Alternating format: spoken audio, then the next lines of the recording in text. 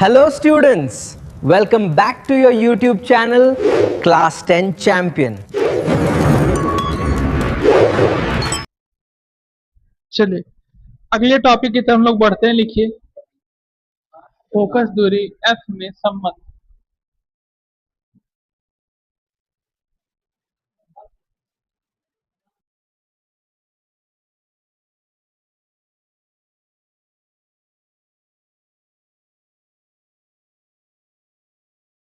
तो यहाँ पर बताया था गोले दर्पणों की वक्रता त्रिज्या आर तथा फोकस दूरी एफ में संबंध के बारे में। ठीक है, तो इसको हम लोग समझेंगे। इसमें क्या क्या चीजें होती हैं। जैसे संबंध आपको दिया गया है वक्रता त्रिज्या और फोकस दूरी, तो इसमें दो चीजों को बताया गया है और दो संबंध एक साथ कार्य कर रहे हैं, यानी कि अवतल दर्पण पर और उत्तल दर्पण पर। दोनों दर्पणों पर संबंध जो है अलग अलग तरीके से कार्य करते हैं, लेकिन फार्मूला उनका एक ही आता है। संबंध जो एक ही आता है लेकिन वो अलग तरीके से सिद्ध किए गए हैं। ठीक, तो पहले तो उस फार्मूले को जानेंगे, फिर उनके संबंधों को समझेंगे कि कैसे इसको व्यक्त किया जाता है। ठीक है, कैसे सिद्ध किया जाता है। चलिए फिर लिख लीजिए इसमें एक दो लाइन और फिर के संबंधों को जाने। लिखिए, जब दर्पण द्वारक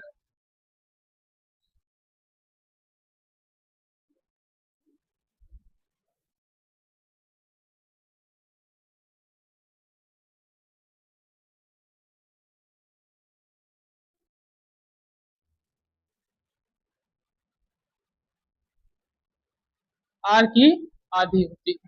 क्या संबंध क्या बताया जा रहा है कि जब दर्पण का द्वारक वक्रता त्रिज्या की अपेक्षा छोटा होता है, ठीक है, तो दर्पण की फोकस दूरी यानी कि एफ, ठीक है, वक्रता त्रिज्या आर की क्या होती है, आधी होती है। ये बताया था।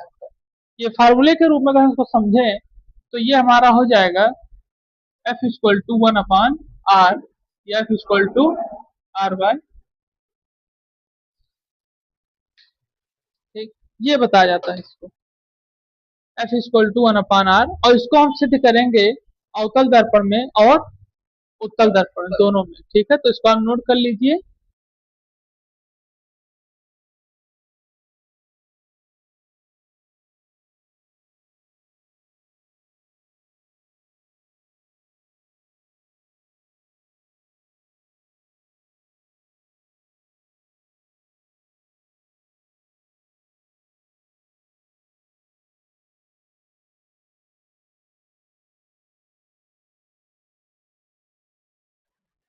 तो पहला जो संबंध हमारा था एफ इक्वल टू r/2 को अवतल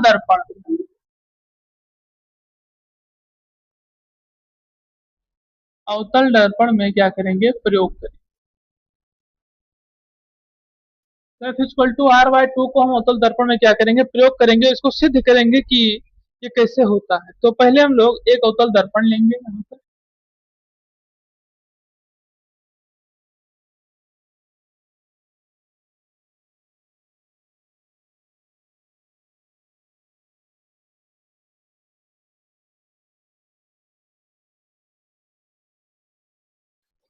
तो हम इसको सिद्ध करेंगे और समझेंगे इसमें क्या क्या चीजें कैसे दी गई हैं। चलिए देखते हैं इसको। तो इसमें आपको सबसे पहले दिया गया है m1 और m2। m1 और m2 क्या है, यहाँ पर अवतल दर्पण है। ध्रुव है वो है P, फोकस है F, और वक्रता बिंदु आपको दिया गया है या केंद्र कह सकते हैं उसको C, और इसमें किरण है आपका AB। तो अब हम इसमें क्या करेंगे, कुछ चीजें शुरू करेंगे। ये सब चीजें तो इसमें एंगल ABC जो आपको दिया गया है, एंगल ABC, ये दिया गया आपको आपतन कोण। फिर आपको दिया सी बी और एफ, आपको क्या दिया गया है, परावर्तन कोण, और ए बी सी आपको क्या दिया गया है, आपतन कोण दिया गया है। तो हम लोग यहाँ पर आपको पता है कि परावर्तन और आपतन कोण का कोई नियम होता है, ठीक है, जिसमें आपको बताया गया था कि परावर्तन कोण और आपतन कोण क्या होते हैं, बराबर होते हैं। पहले नियम से, परावर्तन के पहले नियम से परावर्तन कोण आपतन कोण के क्या होते हैं, बराबर, आर बराबर आई के नियम से। ठीक। तो यहाँ पर आपका एंगल ए बी सी बराबर एंगल सी बी परावर्तन के नियम से।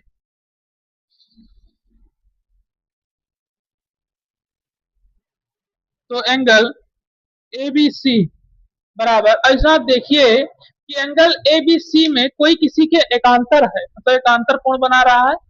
तो यहाँ ए बी सी जो दिया गया है ए बी सी, अब इसी के एकांतर कोण को अगर हम देखें तो हमारा क्या बनेगा, यहाँ पर सी बी एफ, ठीक है, इसी के रूप में बनेगा सी बी एफ या फिर बी सी एफ, मतलब बनेगा वो इसी में ही, इन्हीं तीनों में ही बनेगा, ठीक है, चाहे वो सी और सी बी एफ के रूप में बने, चाहे बी सी और एफ के रूप में बने। ये आपका हो जाएगा एकांतर कोण बी सी एफ एकांतर कोण हो जाएगा। तो यहाँ पर आपका सी बी एफ बराबर बी सी एफ, ठीक, कोई समस्या, बी एफ बराबर सी एफ, ठीक, क्या बराबर हो जाएगा, बी एफ बराबर सी एफ, यानी कि बी और एफ बराबर किसके हो जाएगा, सी और एफ के बराबर।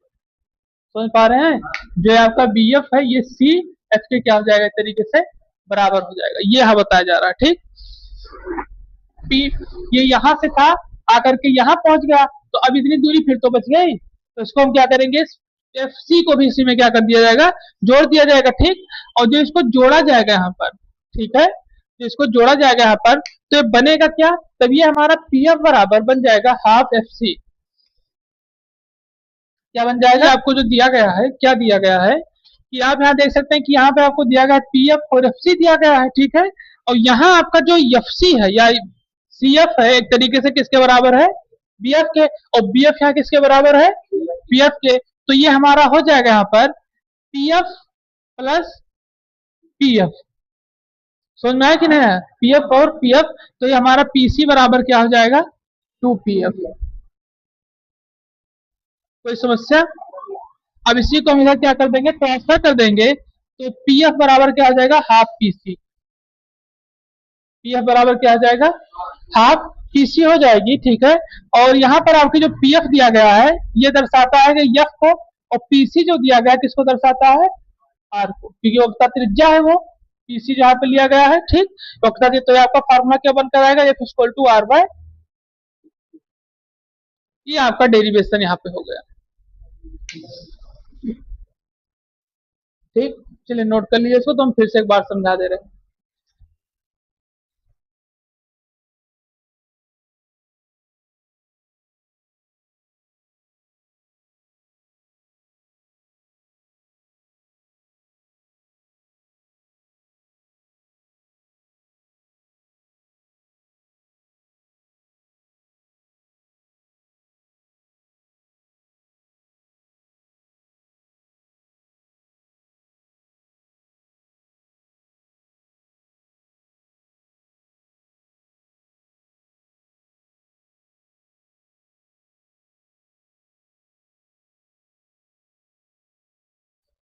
तो यहाँ सबसे पहले हम इक्वल टू आर बाय 2 का अवतल दर्पण में प्रयोग करेंगे, ठीक है, किसमें प्रयोग करेंगे, अवतल दर्पण में प्रयोग करेंगे, जिसमें बताएगा M1 और M2 के अवतल दर्पण के बारे में, ठीक है। यहाँ M1 और M2 आपका अवतल दर्पण लिया गया है, बताया गया है, और ध्रुव इसका क्या है, P है, फोकस इसकी F, वक्रता केंद्र इसका C है, और किरण कौन कौन सी जा रही है, A और B, ठीक। अब किरण ए बी है यहाँ पर, फिर उसमें दिया गया है एंगल ए बी सी पहला है आपका, ठीक, कौन कौन सा एंगल, ए बी और सी, ये जो दो एंगल आपको दिखाई दे रहे हैं तरीके से, कौन सा कोण बना रहा है, आपतन कोण, क्योंकि आपको पता होगा इसके प्रथम नियम को, ऐसे यहाँ पे प्रतिबिंब बनता था और एक इसको क्या करता था, लाइन के माध्यम से इस तरीके से इसको बाइसेक्ट करता था, और आपको याद होगा यहाँ पर आपतन और यहाँ पर परावर्तन कोण हमें देखने को मिलता था। तो यहाँ सबसे पहले आपको दिया गया है कि एंगल ए बी सी आपका क्या है, ए बी और सी क्या है, आपतन कोण है, और बी सी एफ आपका क्या है, परावर्तन कोण है। यहाँ पर आपका बी सी और एफ एक तरीके से क्या है, यहाँ पर परावर्तन, जैसे यहाँ से आया इसे टकराया, और बीच में हमारा अभिलंब का काम कर रहा है, सी जो एक तरीके से कौन सा क्या कार्य कर रहा है, अभिलंब का कार्य कर रहा है। तो यहाँ पर आपका आपतन कोण, ये आपका परावर्तन कोण हो जाएगा, यानी ये आपके परावर्तन के नियम से, ठीक है, यानी एंगल आई बराबर एंगल आर बराबर एंगल आई, या फिर एंगल आई बराबर एंगल आर, दोनों कुछ हो सकता है, ठीक। तो यहाँ सबसे पहले आपको फिर दिया गया है, क्या किया गया यहाँ पर कि एंगल ए बी सी बराबर एंगल सी बी एफ, जो कि एक तरीके से परावर्तन के नियम पर कार्य कर रहा है, ठीक है, और एंगल ए बी सी बराबर एंगल बी सी एफ, जो कि एकांतर कोण है, ठीक। फिर यहाँ दिया गया है एंगल सी बी एफ बराबर बी सी एफ, दोनों लिए गए हैं। ठीक है, अब यहाँ दोनों जो लिए गए तरीके से इन्हीं के माध्यम से इसको परिवर्तित किया गया। ठीक, अब यहाँ पर जब सी बी एफ है और बी सी एफ है तो यहाँ पर हमारा जो है बराबर हो जाएगा। ठीक है, एक एक इसको कह सकते हैं भुजाएं। ठीक है, तो यहाँ पर आपका बी एफ बराबर सी एफ हो जाएगा इन्हीं के माध्यम से। ठीक, और जब ये बी एफ बराबर सी एफ हो जाए तो इसी तरीके से बी एफ बराबर पी एफ हो जाएगा। ठीक, तो अब यहाँ हमने परिवर्तित क्या कर लिया कि बी पी सी बराबर पी एफ होता है, मतलब पीसी बराबर जो था यहाँ पर, जैसे यहाँ पे पीसी देखिए पी और सी। ठीक है, तो पीसी हम तभी निकाल सकते हैं या इसको जोड़ के या फिर इसको घटा कर।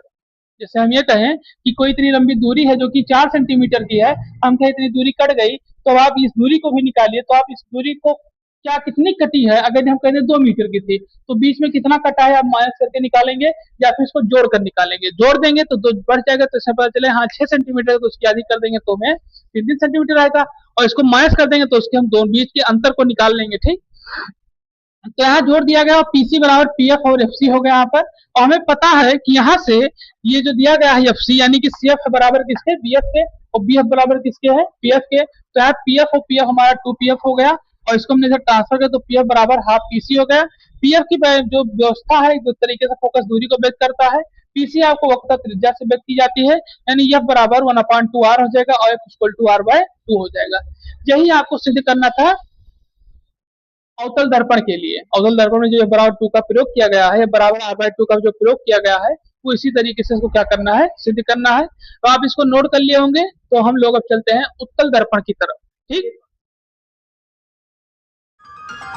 चैनल को लाइक करें, शेयर करें, सब्सक्राइब और फॉलो करें।